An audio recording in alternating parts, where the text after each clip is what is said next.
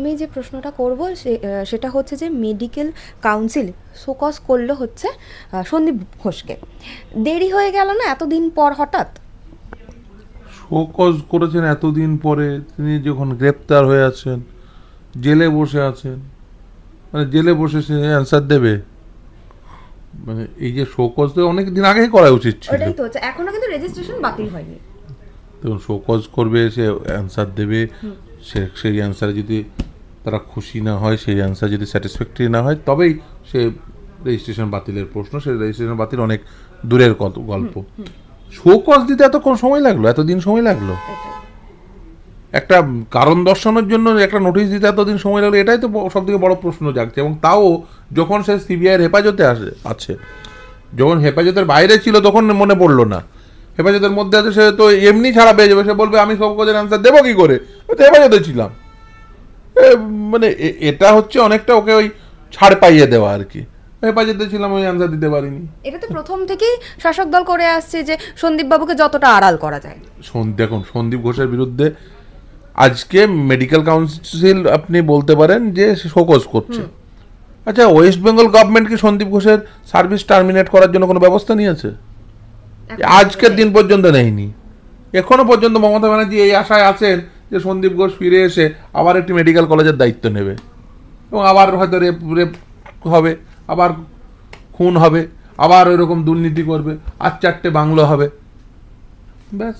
আমরা কিন্তু একের পর এক সম্পত্তি সামনে আসছে দেখলাম, কোথাও গিয়ে কি পার্থ চ্যাটার্জির সাথে মিল পাওয়া যাচ্ছে, টাকার খনি, বাড়ি গাড়ি সব সামনে আসছে। তৃণমূল, বাংলো আর এই দুর্নীতি, দুষ্কর্ম, এগুলো সব সমার্থক হয়ে যাচ্ছে। মানে তৃণমূল মানেই বাংলো, মানে তৃণমূলের বড় নেতা মানেই বাংলো, বাংলো মানেই দুর্নীতি, দুর্নীতি মানেই তৃণমূল কংগ্রেসে যে একটা বৃত্তের মধ্যে পড়ে গেছে এরা, তৃণমূল, বাংলো, দুর্নীতি। স্যার, এখনো পর্যন্ত কিন্তু সিভি আনন্দ বোস যে বিলটি, অপরাজিতা যে বিল, সেই বিলে সই করেননি। এই বিল নিয়ে কি বলবেন? কারণ তিনি বলেছে যে এই বিল নতুন কিছু নয়, অন্ধ্রপ্রদেশেও এই বিল রয়েছে, বাংলায় এই বিল কার্যকরী করার কোনো মানে হয় না। দেখুন, এই বিলটা হচ্ছে মেয়ার আইওয়াশ কনকারেন্ট লিস্টে, আমাদের 7 শিডিউলে বলা আছে। হ্যাঁ, ক্রিমিনাল ল, ক্রিমিনাল প্রসিডিওর, এগুলো কনকারেন্ট লিস্টের সাবজেক্ট ম্যাটার, আর এন্ট্রি 1 এবং এন্ট্রি 2 অনুযায়ী রাজ্য চাইলে বিল, মানে আইন আনতেই পারেন। কিন্তু অলরেডি এই বিষয়ে সেন্ট্রাল লেজিসলেশন রয়েছে, যদি কনফ্লিক্ট হয় সেন্ট্রাল লেজিসলেশন প্রিভেল করবে। এই যে বিলের টেকনিক্যাল রিপোর্ট দেওয়া হয়নি এখনো পর্যন্ত। আসলে কি চাইছেন? আসলে এটা একটা, এই যে জনরোষ তৈরি হয়েছে, সেই জনরোষ থেকে মুক্তি চাইছেন, সেই জন্য এই বিলের অবতারণা, অন্য কিছু নয়। কিন্তু যে পরিমাণ জনরোষ, জনক্ষোভ তৈরি হয়েছে, তাতে বিলই আনুন আর আপনি যাই করুন না কেন, আসলে তো আপনি সন্দীপ ঘোষেদের আড়াল করতে চাইছেন। সেটা তো আমার জনগণ পরিষ্কার করে বুঝে গেছে যে মমতা বন্দ্যোপাধ্যায় সন্দীপ ঘোষ বা এই ধরনের মানুষদের আড়াল করেন, এটা তো জনগণ বুঝে গেছেন। ফলে জনগণ তাদের সিদ্ধান্ত নিয়ে ফেলেছেন, নিচ্ছেন। প্রতিদিন জনরোষ বাড়ছে, জনক্ষোভ বাড়ছে, যে কোনো দিন যে কোনো কিছু ঘটনা ঘটে যেতে পারে। স্যার, এই যে থ্রেট কালচার, আমরা কিন্তু মেডিকেল কলেজে যারা জুনিয়র ডক্টর আছে তাদের সাথে কথা বললাম, তাছাড়া কল্যাণী মেডিকেল কলেজে এই যে একের পর এক থ্রেটের কথা সামনে আসছে, এই বিষয়ে কি বলবেন? মানে জুনিয়র ডক্টরদের ওপর তো চাপ সৃষ্টি করা হচ্ছে রীতিমতো। আপনারা থ্রেট কালচারটা শুধুমাত্র মেডিকেল কলেজের অভ্যন্তরে ভাবছেন কেন আমি বুঝতে পারছি না। এই থ্রেট কালচারের জননী তো মমতা বন্দ্যোপাধ্যায়। তিনি কি বলেছেন? তিনি বলেছেন এতদিন বলতাম এখন বদলা নয় বদল চাই, এখন বলছি ফোঁস করো। এটা থ্রেট কালচারের জনক তো মমতা বন্দ্যোপাধ্যায়, তিনি তো থ্রেট কালচারের জননী। ফলে থ্রেট কালচার এ তো মমতা ব্যানার্জি ওদের শিখিয়েছে।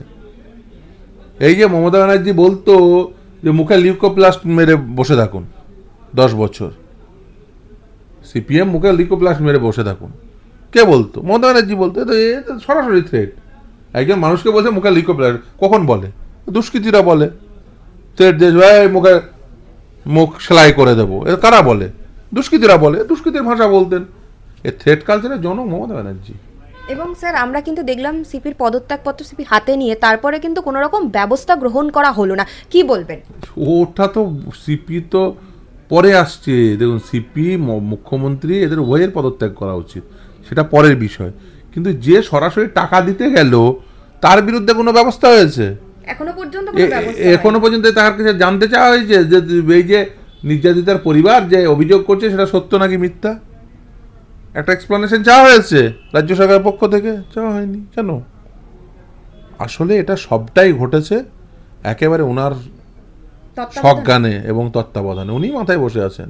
আমি মনে করি যে ওই 9 তারিখ, 10 তারিখ এবং 14 তারিখ রাত্রে যে ঘটনা ঘটেছে, 9 তারিখ, 10 তারিখ এবং 14 তারিখ মুখ্যমন্ত্রী ফোন থেকে কাকে কাকে ফোন গেছিল, ফেস টাইম হতে পারে, হোয়াটসঅ্যাপ হতে পারে, হোয়াটসঅ্যাপ কল হতে পারে, হোয়াটসঅ্যাপ চ্যাট হতে পারে, এই পুরো বিষয়টি তদন্তের আওতাধীন হওয়া উচিত। এবং সঙ্গে বিনীত গোয়েল এবং সন্দীপ ঘোষ, এই তিনজনকে আলাদা আলাদা করে জিজ্ঞাসাবাদ এবং তিনজনকে মুখোমুখি বসিয়ে জিজ্ঞাসাবাদ করলে এই ঘটনার সঙ্গে একেবারে আপনি তদন্ত সম্পন্ন হয়ে যাবে। স্যার আমরা কিন্তু সিবিআই এর পর দেখলাম যে ইডি অনেকগুলো জায়গায় তল্লাশি করলো এবং প্রসূনবাবুকে অ্যারেস্ট করলো। এখনও কিন্তু এই যে মুখ্যমন্ত্রী সব কিছুর মাথায় রয়েছে, সবাই এটা বুঝতে পারছে, কিন্তু কোনো পদক্ষেপ কেন হচ্ছে না বলুন তো? সেটাই তো সব থেকে বড় প্রশ্ন, যে সবাই সব কিছু বুঝতে পারছেন কিন্তু পদক্ষেপ কেন হচ্ছেন না। পদক্ষেপ হচ্ছে না, নিশ্চিতভাবে মুখ্যমন্ত্রী এর জবাব দিতে পারবেন যে তিনি কোন পলিটিক্যাল সেটিং করে রেখে দিয়েছেন যার জন্য তিনি এখনও গ্রেপ্তার হননি। আমি তো মনে করি রাজ্যের মাননীয় মুখ্যমন্ত্রী মমতা বন্দ্যোপাধ্যায় আজ থেকে 2 বছর আগে গ্রেপ্তার হয়ে যাওয়া উচিত ছিল, যখন এডুকেশন স্ক্যাম নিয়ে আদালত নির্দেশ দিয়েছিল তারপরে পরে। সেই সময় যদি মুখ্যমন্ত্রী তিনি অ্যারেস্ট হয়ে যেতেন তাহলে আজকে আর যে কর ঘটতো না, এই আমার এই বোনটিকে জীবন দিতে হতো না। ফলে রাজ্যের মুখ্যমন্ত্রীর অনেক আগেই অ্যারেস্ট হওয়া উচিত ছিল, তিনি অ্যারেস্ট না হওয়ার জন্য আজকে আর যে কর ঘটেছে।